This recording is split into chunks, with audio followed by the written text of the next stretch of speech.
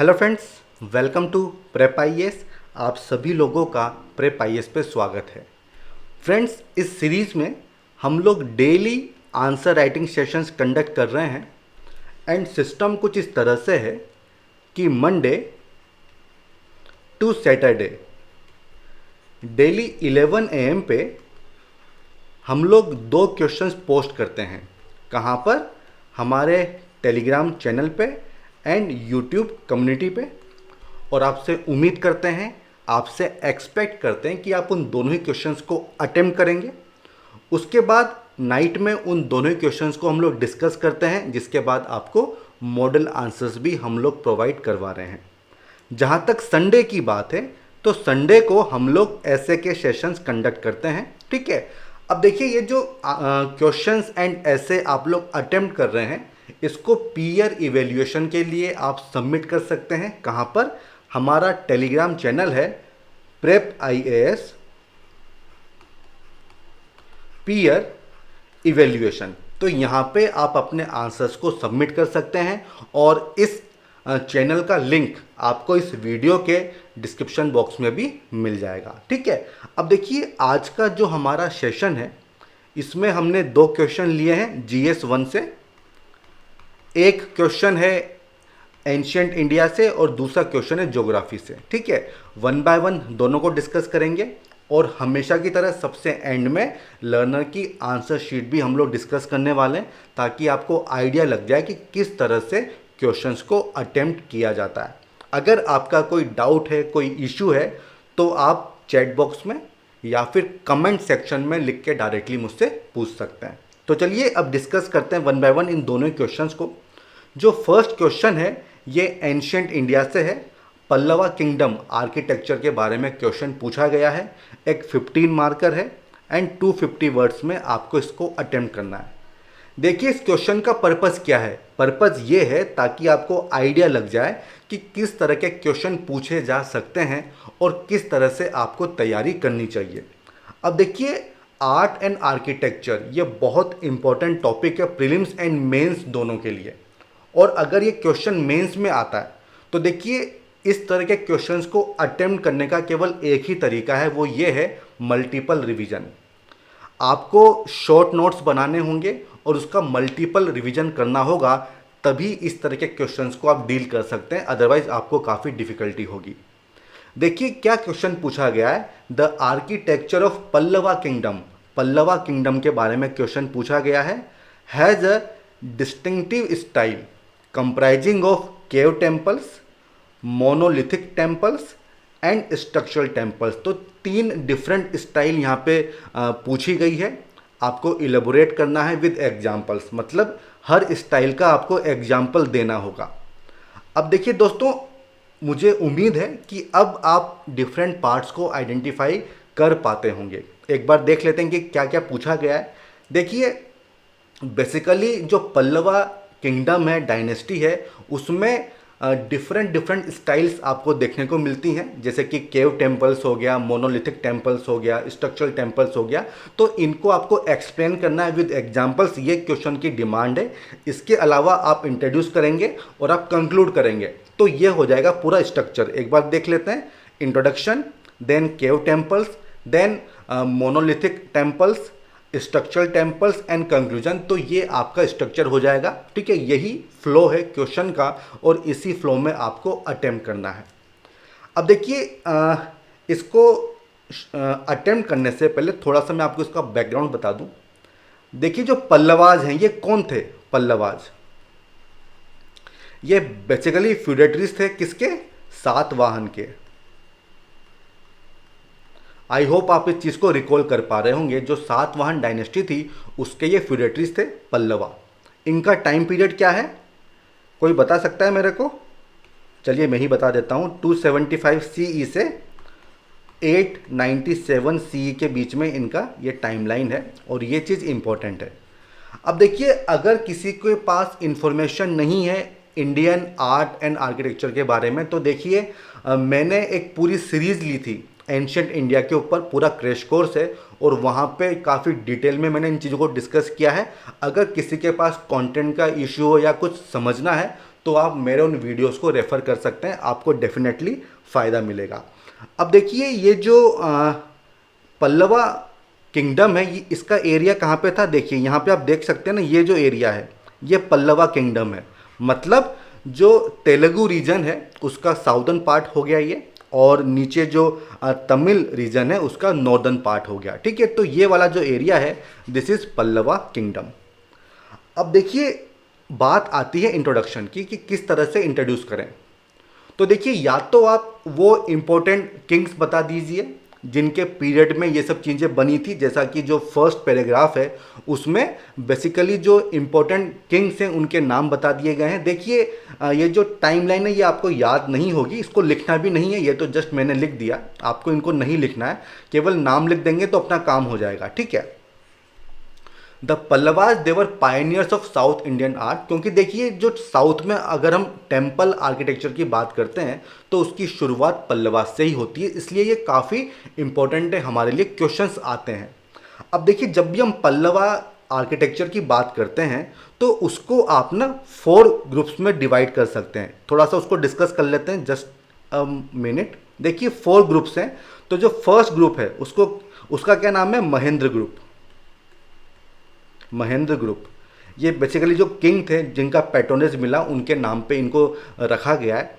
देखिए महेंद्र ग्रुप, इसमें क्या चीज़ देखने को मिलती है, इसमें हमको रॉक कट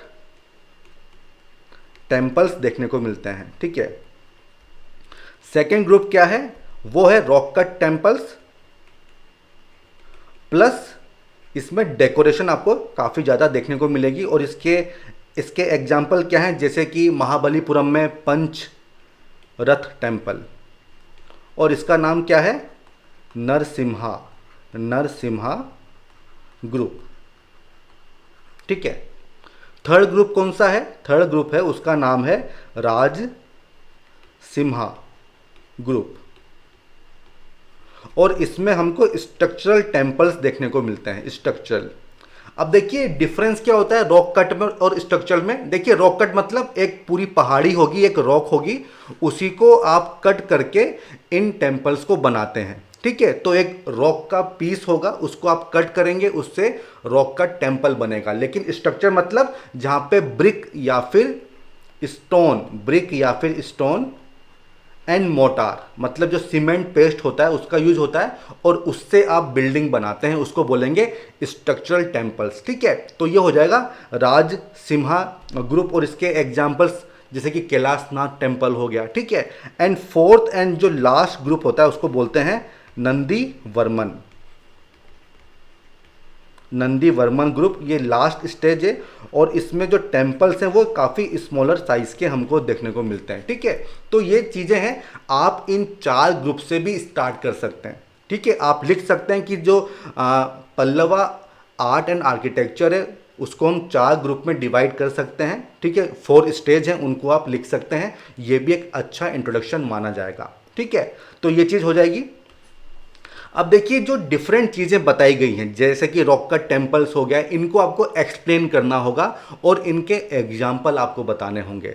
जैसे कि रॉक कट केव टेम्पल्स, देखिए ये काफ़ी साइज में ये छोटे होते थे, इनका एग्जाम्पल आपको देना होगा मंडागपट्टू, यहाँ पे एक काफ़ी फेमस टेम्पल है। ठीक है, जो इसका बहुत एक शानदार एग्जाम्पल है, उसको आपको यहाँ पे लिखना होगा। और वहाँ पे देखिए जो उसका जो सेंक्टम होता है वो गार्ड किया जाता है बाय द्वारपालाज। ठीक है, वो चीज़ भी आप लिख सकते हैं। और किसकी इमेज आपको देखने को मिलेगी, शिवा की, विष्णु की, ब्रह्मा की। तो थोड़ा बहुत डिटेल में आपको इनके बारे में बताना होगा। ठीक है, और इसके अलावा कुछ और भी एग्जाम्पल्स हैं, जैसे कि आदि वरहा केव वगैरह हो गई, तो वो मैं आपको पिक्चर्स भी दिखाऊंगा जहाँ पे आपको ये चीज़ काफ़ी अच्छे से समझ में आ जाएगी। ठीक है, तो देखिए ये जो फर्स्ट जो आप पिक्चर देख रहे हैं ये रॉक कट केव टेम्पल है, और जो सेकंड आप देख रहे हैं देखिए ये आदि वरहा का स्कल्पचर है, जो एक आप यहाँ पे देख सकते हैं, काफ़ी शानदार इसमें डेकोरेशंस वगैरह आपको देखने को मिलती है। तो ये फर्स्ट हो जाएगा रॉक कट केव। ठीक है, इसके बाद सेकंड क्या पूछा गया है, मोनोलिथिक टेम्पल्स, और इसमें काफ़ी फेमस आते हैं पंचरथ।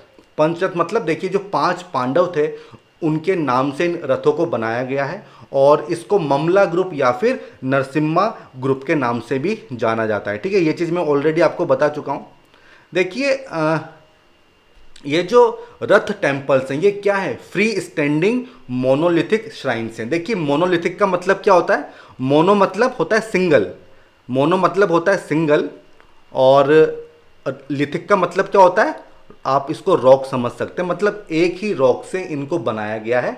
और फ्री स्टैंडिंग वो अभी आप समझ जाएंगे इसका मतलब क्या है, और इसका काफ़ी शानदार एग्जाम्पल है पंच पांडव रथा। पहले इसको देख लेते हैं, ठीक है, ये चीज़ आपको यहाँ पे मेंशन करनी होगी। देखिए ये जो सामने आप देख रहे हैं ये पंच रथ टेम्पल है। यहाँ पे आपको देखिए 5 टेम्पल दिखेंगे, फर्स्ट, सेकंड, थर्ड, फोर्थ, और ये सबसे लास्ट में ये फिफ्थ वाला, ठीक है। और इनको डेडिकेट किया गया है जो पांडव हैं उनको डेडिकेट किया गया है। जैसे कि देखिए जो सबसे पीछे वाला है इसका क्या नाम है, इसको बोलते हैं धर्मराजा रथा। ये जो प्लान है ये आप यहाँ पे देख सकते हैं, और इसमें एक टेम्पल द्रौपदी को भी डेडिकेट किया गया है।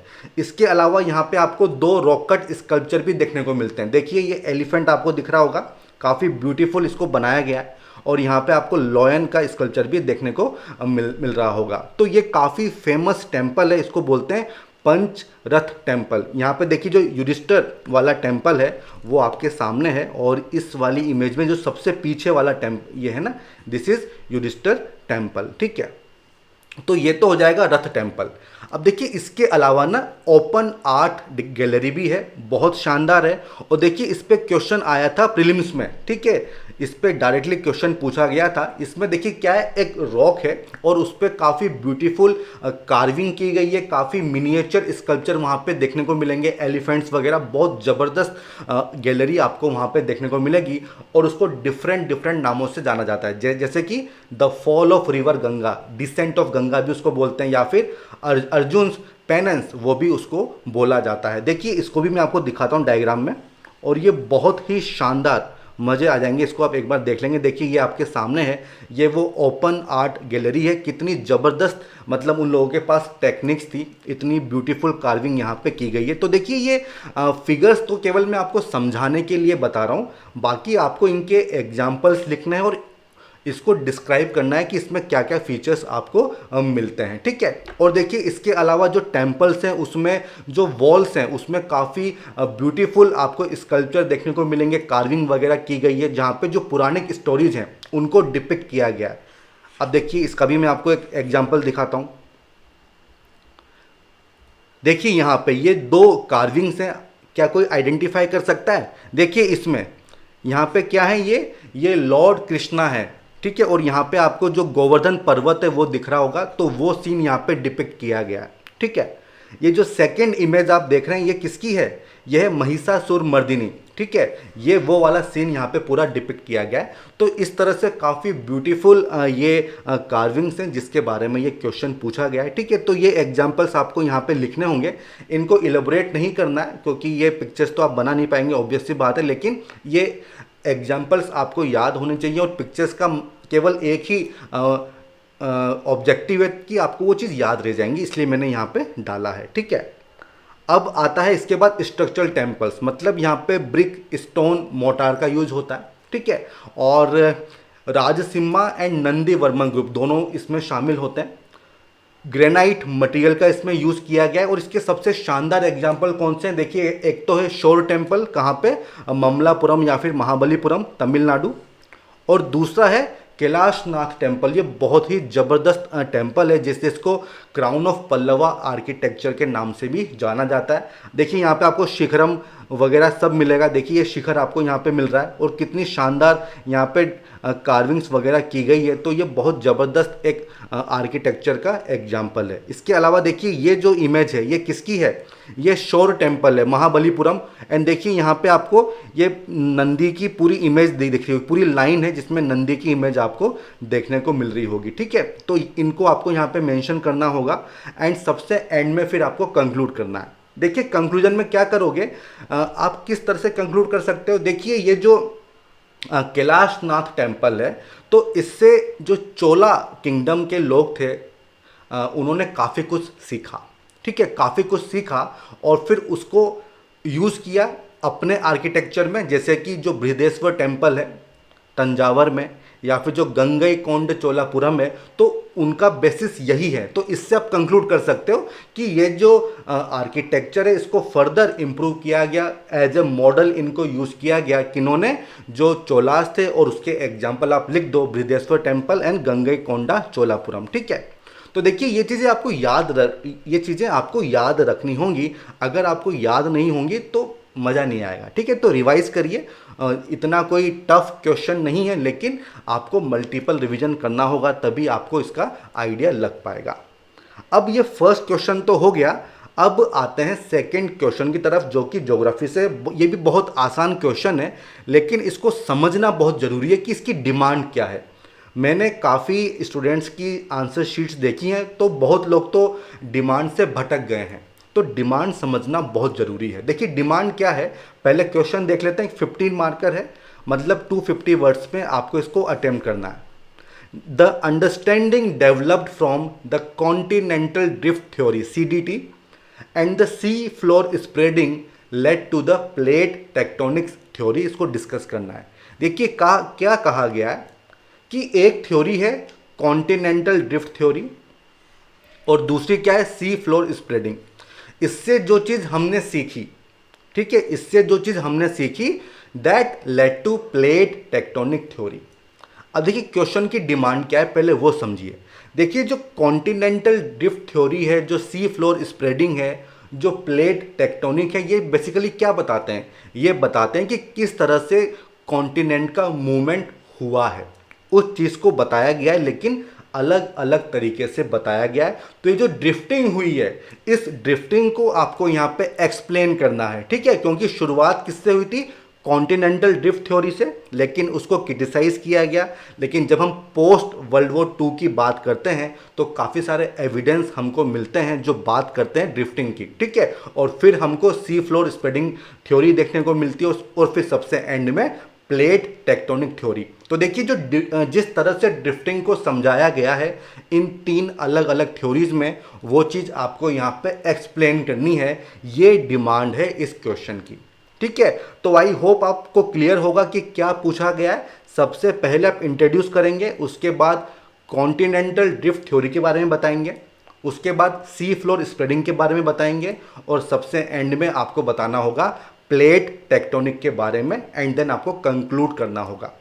कंटेंट कहाँ से मिलेगा, एक ही सोर्स है, जो आपकी ज्योग्राफी की NCERT है क्लास 11 की। ठीक है, वहाँ पे आपको पूरा कंटेंट इसका मिल जाएगा। ठीक है, तो क्या स्ट्रक्चर हो जाएगा, सबसे पहले आप इंट्रोड्यूस करेंगे, देन CDT के बारे में बताइए, फिर सी फ्लोर के बारे में बताइए, देन प्लेट टेक्टोनिक के बारे में बताइए, एंड सबसे एंड में आपको कंक्लूड करना होगा। ठीक है, तो ये डिफरेंट स्ट्रक्चर हो जाएगा, डिफरेंट पार्ट्स हैं जो आपको एड्रेस करने होंगे। अब देखिए ड्रिफ्टिंग की जो बात होती है, देखिए सबसे पहले आपको ये चीज़ समझनी होगी, और आप जानते भी होंगे कि देखिए कॉन्टिनेंट्स, जो कि लगभग 29% है अर्थ सरफेस का, इनकी जो प्रेजेंट पोजीशन है, ठीक है, इनकी जो प्रेजेंट पोजीशन है, ये हमेशा से ऐसी नहीं रही थी। अभी तो 7 डिफरेंट कॉन्टिनेंट्स हैं, लेकिन ये हमेशा से ऐसे नहीं थे, और इनका मूवमेंट देखने को मिलता है। तो वही चीज़ होती है ड्रिफ्टिंग, कि किस तरह से कॉन्टिनेंट्स का मूवमेंट हुआ है, और इस चीज़ को एक्सप्लेन किया है अलग अलग लोगों ने। और सबसे पहले हम बात करते हैं एल्फ्रेड वेगनर की, जिन्होंने 1912 में अपनी थ्योरी दी थी। उसका क्या नाम है, कॉन्टिनेंटल ड्रिफ्ट थ्योरी, और इसी को आपको एक्सप्लेन करना है। इससे आप शुरुआत कर सकते हैं। ठीक है, कि ये जो कॉन्टिनेंटल ड्रिफ्ट थ्योरी है, ये क्या कहती है। ये थ्योरी ये कहती है कि शुरुआत में ये जो वर्ल्ड है, ये ऐसा नहीं था। कॉन्टिनेंट एक सिंगल मास था, और उसको क्या बोलते थे, पंगिया। ठीक है, अब पता नहीं इसका प्रोनाउंसिएशन किस तरह से होता है। और एक सिंगल ओशियन मास था, और उसको क्या बोलते थे, पंथ लासा। तो इससे आप शुरुआत कर सकते हैं। फिर इसमें ब्रेक होता है, और नॉर्दर्न एंड साउदर्न 2 पोर्शन बनते हैं, उनको क्या बोलते हैं, लोरेशिया एंड गोंडवाना। एंड फिर उसके बाद उनमें फर्दर ब्रेक देखने को मिलता है। और ये थ्योरी क्या बोलती है कि इसके लिए कौन सी फोर्सेस रिस्पॉन्सिबल हैं, एक तो टाइडल फोर्सेस, ठीक है, और दूसरा पोल फ्लिंग फोर्सेस, मतलब जो अर्थ का रोटेशन होता है उसकी वजह से ये ब्रेक आपको देखने को मिलता है। लेकिन देखिए जो साइंटिस्ट थे उन्होंने इन फोर्सेस को इनएडिकेट माना कि भाई इन फोर्सेस की वजह से इस तरह से ये जो ब्रेक हुआ है ये नहीं हो सकता है, तो काफ़ी क्रिटिसाइज किया गया था इस थ्योरी को। ठीक है, तो यही चीज़ आपको यहाँ पे लिखनी है। इंट्रोडक्शन तो यहाँ पे हो जाएगा, इसके बाद आप क्या करिए, आप एक्सप्लेन कर दो ये जो थ्योरी है कॉन्टिनेंटल ड्रिफ्ट थ्योरी, जो मैंने आपको बताया वही आपको यहाँ पे लिखना है। ठीक है, इसको क्रिटिसाइज किया गया। लेकिन देखिए पोस्ट वर्ल्ड वॉर 2 उसके बाद क्या हुआ, काफ़ी सारे एविडेंस मिले। देखिए जब सी फ्लोर की मैपिंग की गई तो वहाँ से पता चला कि भाई वास्तव में ड्रिफ्टिंग तो हुई है। ठीक है, और फिर हमको क्या चीज़ देखने को मिलता है, हमको देखने को मिलती है second theory which is C floor spreading. ये थ्योरी किसने दी थी, हेनरी हेस ने। कब दी थी, 1961 में दी थी। और देखिए ये थ्योरी क्या बोलती है कि जो ओशियन फ्लोर होता है, जो सी फ्लोर होता है वो स्प्रेड हो रहा है, उसमें मूवमेंट देखने को मिलता है। एंड क्योंकि जो कॉन्टिनेंट है ये उसी का पार्ट है, तो इसका मतलब जो कॉन्टिनेंट है उसमें भी आपको मूवमेंट देखने को मिलता है। अब देखिए ऐसा किस तरह से होता है, जब ओशियन फ्लोर की मैपिंग की गई तो वहाँ पे काफ़ी सारे फीचर्स देखने को मिले, जैसे कि मिड ओशनिक रीजेस आप यहाँ पे देख सकते हैं। ठीक है, और ये जो रीजेस होती हैं ये काफ़ी ज़्यादा वोल्केनिकली एक्टिव होती हैं, तो जो लावा होता है वो फ्लो होता है। उसके बाद देखिए क्या होगा, ये जो लावा इसका मूवमेंट होगा तो इस तरह से नई ओशियन सरफेस बनती है, और जो ओल्ड सरफेस होती है वो कंज्यूम हो जाती है। कहाँ पे, देखिए यहाँ पे ट्रेंचेज होती है, ओशियन ट्रेंचेज, तो यहाँ पे उसका कंजम्पशन हो जाता है। तो ये साइकिल पूरा चलता रहता है। और इसके लिए कौन सी फोर्सेज रिस्पॉन्सिबल हैं, वो है कन्विक्शन करंट्स। ठीक है, तो ये थ्योरी दी थी हेनरी हेस ने 1961 में। इसके बाद आता है प्लेट टेक्टोनिक थ्योरी। उस थ्योरी में क्या कहा गया, उस थ्योरी में ये कहा गया कि बेसिकली ये जो अर्थ का सरफेस है ये काफ़ी सारी प्लेट्स में डिवाइड किया हुआ है। काफ़ी 7 मेजर प्लेट्स हैं एंड कुछ माइनर प्लेट्स हैं, तो उसमें आप डिवाइड कर सकते हो। और ये जो प्लेट्स होती हैं ये कंटिन्यूसली इनका मूवमेंट होता है। ठीक है, तो ये प्लेट्स मूव करती हैं, ना कि कॉन्टिनेंट मूव कर रहे हैं। एंड ये जो कॉन्टिनेंट होते हैं ये इन्हीं प्लेट्स का पार्ट होते हैं। तो इस चीज़ को एक्सप्लेन किया गया है प्लेट टेक्टोनिक थ्योरी में। ठीक है, तो इस तरह से ये जो तीनों थ्योरीज हैं ये आपको यहाँ पे एक्सप्लेन करनी है। और देखिए जो कॉन्टिनेंटल ड्रिफ्ट थ्योरी है उसमें बात की गई थी कि भाई जो कॉन्टिनेंट्स हैं वो ड्रिफ्ट होते हैं, एक पॉइंट दिया गया, फिर उसको फर्दर एक्सप्लेन किया गया सी फ्लोर स्प्रेड थ्योरी में, और फिर उसके बाद फाइनली प्लेट टेक्टोनिक थ्योरी में। और यही क्वेश्चन यहाँ पे पूछा गया है। अब इसके बाद आपको कंक्लूड करना होगा। देखिए आप सिंपल से कंक्लूड कर सकते हैं कि hence the understanding developed from continental drift theory and sea floor spreading led to development of plate tectonic theory. आप ऐसे भी लिख सकते हैं। देखिए जब ज्योग्राफी के क्वेश्चंस की बात होती है तो वहाँ पे आप सिंपल सा कंक्लूजन लिख सकते हैं। आप चाहें तो न भी लिखें, आपके मार्क्स नहीं कटेंगे, लेकिन हमेशा अच्छा होता है कि अगर 1 लाइन या 2 लाइन में लिख देंगे तो सही रहेगा। ठीक है, तो इस तरह से आप यहाँ पे कंक्लूड कर सकते हो। तो देखिए इस तरह से दोनों ही क्वेश्चंस हमने यहाँ पे देख लिए हैं। अब हम बात करते हैं अगले सेगमेंट की, जहाँ पे हम लर्नर की आंसर शीट्स को देखते हैं। अब देखिए फर्स्ट क्वेश्चन टेम्पल आर्किटेक्चर वाला है, देख लेते हैं। इन्होंने शुरुआत की है टेम्पल आर्किटेक्चर इन एस इंडिया। अब देखो ऐसे मत लिखो ना, आपने कितना टाइम बचा लिया, बिल्कुल भी नहीं, तो साउथ इंडिया लिखो। ठीक है, पूरा लिखो साउथ इंडिया। शॉर्ट फॉर्म्स कम से कम यूज़ करो, जो स्टैंडर्ड है केवल वही आप लिख सकते हो। जैसे कि WHO आप लिख सकते हो, वर्ल्ड हेल्थ ऑर्गेनाइजेशन लिखने की जगह आप WHO लिख सकते हो, स्टैंडर्ड है। ठीक है, तो साउथ इंडिया पूरा लिखो। एंड यहाँ पे आपने अच्छे से इंट्रोड्यूस किया है। देन आपने बताया आर्किटेक्चरल स्टाइल।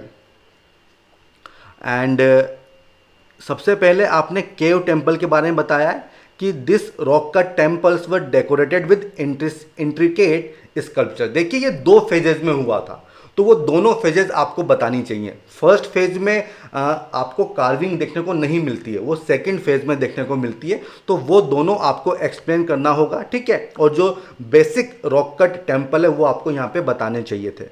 फिर आपने बताया है मोनोलिथिक टेम्पल्स, और यहाँ पे आपने वही पंचरत्न टेम्पल की बात की। देखिए उसको आपको एक्सप्लेन करना चाहिए, ठीक है, क्योंकि ये 15 मार्कर है, तो वो चीज़ आपने यहाँ पे एक्सप्लेन नहीं की है, ये एक इशू है। देन आपने फ्री स्टैंडिंग टेम्पल की बात की है, रथा टेम्पल, ये वही बात हो गई। एंड उसके बाद आपने शोर टेम्पल की बात की है। तो देखो वो जो ओपन आर्किटेक्चर गैलरी है वो आपने नहीं यहाँ पे एक्सप्लेन की है, वो एक इशू हो जाएगा, ठीक है, वो चीज़ आपने यहाँ बाद में एक्सप्लेन की है। तो देखो प्रायोरिटाइज करो कि कौन सा पॉइंट कब आना चाहिए, तो ये चीज़ पहले आनी चाहिए थी, क्योंकि देखिए शोर टेम्पल एक स्ट्रक्चरल टेम्पल का एग्जाम्पल है जो आपने बीच में डाल दिया है, जबकि ये बाद में आना चाहिए था, ठीक है। और यहाँ पे आपने नंदी ये सब लिखा है, ये सब अच्छा आपने लिखा है। एनिमल स्कल्पचर, देखिए इसका नाम थोड़ा और अच्छा हो सकता था, हेडिंग और अच्छी हो सकती थी, और ये पहले आनी चाहिए थी, बाद में नहीं आनी चाहिए थी। फिर आपने डेकोरेशन की बात की है, ऑर्नामेंटेशन की बात की है, केव टेम्पल, स्ट्रक्चर टेम्पल की। तो देखो ये चीज़ भी ना उनके साथ में ही आनी चाहिए, अलग से मत लिखो। जब आप केव टेम्पल लिख रहे हो तो वहीं पे इस पॉइंट को लिखो, जब आप शोर टेम्पल लिख रहे हो तभी इसको वहाँ पे लिखो, तो उसका ज़्यादा इफेक्ट होगा। फिर आपने क्या बोला है, the Pallava architecture shows the transition from rock cut temples to stone built temple, ठीक है। And the earliest example of Pallava art are the rock cut temples of 7th century while the later example. देखो ये अच्छा conclusion नहीं है, ठीक है, पढ़ने में मुझे मज़ा नहीं आया तो एग्जामिनर को भी मज़ा नहीं आएगा, ठीक है। थोड़ा अच्छा सा सूटेबल कंक्लूजन होना चाहिए। आप बात कर सकते हैं कि इससे जो है जो चोलास थे उनको काफ़ी कुछ सीखने को मिला था, ये चीज़ आप यहाँ पे लिख सकते हैं, वो एक अच्छा कंक्लूजन होगा, ठीक है। तो ये हो जाएगा फर्स्ट क्वेश्चन। अब हम आते हैं सेकेंड क्वेश्चन की तरफ। देखिए 15 मार्कर है, लेकिन आपने काफ़ी लंबा इंट्रोडक्शन लिखा है। मैं बार बार कहता हूं कि अगर 15 मार्कर है तो इंट्रोडक्शन एंड कंक्लूजन 3 से 4 लाइन, अगर 10 मार्कर है तो 2 से 3 लाइन में होना चाहिए। आपने काफ़ी 7 लाइन्स में आपने इंट्रोड्यूस किया, ये चीज़ सही नहीं है। देखिए आप इसको डिवाइड कर लो, आप यहाँ पे पैराग्राफ चेंज कर लो, तो इस तरह से आप इसको मैनेज कर सकते हो। आपने शुरुआत की है बेसिक से कि CDT क्या होता है, किसने दिया, एंड सी फ्लोर स्प्रेडिंग क्या होता है, वो उसमें जो बेसिक कॉन्सेप्ट है वो आपने यहाँ पे बता दिए। फिर आपने लिखा है observation from CD theory, matching of continent. अब देखो यही तो बात है, डिमांड आप नहीं समझे। इस चीज़ को नहीं पूछा गया है कि ऑब्जर्वेशन क्या है, वो थ्योरी क्या है, ये आपको एक्सप्लेन करनी है। तो जो चीज़ आपने शुरू में ब्रीफ में आपने यहाँ पे समझाया है ना, इसको आपको डिटेल में समझाना चाहिए था, वो डिमांड है क्वेश्चन की। ये ऑब्जर्वेशन नहीं पूछी गई है, तो ये चीज़ आपको समझनी होगी। फिर अगेन सी फ्लोर स्प्रेडिंग, उसकी ऑब्जर्वेशन आपने बताई है। तो देखिए ये पूछा नहीं गया है, पूछा क्या गया है कि थ्योरी क्या है, ठीक है। थ्योरी को आप बताइए, जो मिड ओशनिक रिजेज हैं, लावा किस तरह से निकलता है, किस तरह से ओशन फ्लोर का रप्चर होता है, नई ओशन क्रस्ट बनती है, और जो ओल्ड है वो किस तरह से कंज्यूम होती है। तो ये चीज़ आपको और डिटेल में एक्सप्लेन करनी चाहिए, डायग्राम आपको बनाना चाहिए, तो वो डायग्राम आपने नहीं बनाया है, ठीक है। तो वो एक इश्यू मुझे यहाँ पे लगा। एंड इसके बाद देखिए आपने क्या किया, प्लेट टेक्टोनिक की बात यहाँ पे की है, और 7 मेजर प्लेट्स ये हैं। देखिए ये प्लेट पूछी नहीं गई हैं, आप समझिए कि डिमांड क्या है। आप केवल क्या कर रहे हैं, इंफॉर्मेशन दे रहे हैं, जबकि वो पूछा नहीं गया है कौन सी प्लेट्स हैं, ये नहीं पूछी गई हैं, ठीक है। वो थ्योरी क्या है वो आपको बतानी है, प्लेट्स क्या होती हैं ये आप बताइए, उसको आपको एक्सप्लेन करना होगा। ये इस क्वेश्चन की डिमांड है। उसके बाद देखिए, as said by Wegener in CD theory, the continent move, researches have shown that it is the plate that move, not the land mass. ये बात सही है। And this is based on divergent bound. देखो ये सब नहीं लिखना है ना, ये पूछा ही नहीं गया है, इनकी ज़रूरत नहीं है। एंड देखिए आपने कंक्लूजन नहीं लिखा है, तो कोशिश करिए कि कंक्लूजन होना चाहिए। आप चाहें तो सिंपल सा कंक्लूजन लिख सकते हैं कि hence it can be said that, ठीक है, तो वो चीज़ हो जाएगी। तो इस तरह से आप कंक्लूड कर सकते हो, ठीक है। तो थोड़ा सा ना आप क्वेश्चन को अच्छे से समझ नहीं पाए कि क्वेश्चन की डिमांड क्या है। नॉलेज तो आपके पास है ही से, काफ़ी कुछ आपने लिखा है, लेकिन वो चीज़ पूछी नहीं गई है। तो उस चीज़ को समझिए कि आपको ड्रिफ्टिंग के बारे में बताना है, आपका फोकस वहीं पे होना चाहिए। उसके लिए क्या फोर्सेस रिस्पॉन्सिबल हैं और किस तरह से इसमें एक तरह का एक्सपेंशन इस थ्योरी में आपको देखने को मिलता है, तो वो चीज़ आपको यहाँ पे बतानी होगी। अब देखिए इसी के साथ ना हमारा ये सेशन हम कंक्लूड करते हैं। आई होप आपको पसंद आया होगा। अगर किसी का कोई डाउट है तो आप मुझसे पूछ लीजिए कमेंट सेक्शन में या फिर चैट बॉक्स में, मैं डेफिनेटली सबका रिप्लाई करूँगा। और देखिए हमारे इस वीडियो को लाइक करना न भूलें, साथ ही साथ हमारे चैनल को सब्सक्राइब कीजिए, शेयर कीजिए, फॉरवर्ड कीजिए, ताकि मैक्सिमम लोग इससे जुड़ सकें। तो ठीक है फ्रेंड्स, फिर मिलेंगे। All the best, good bye.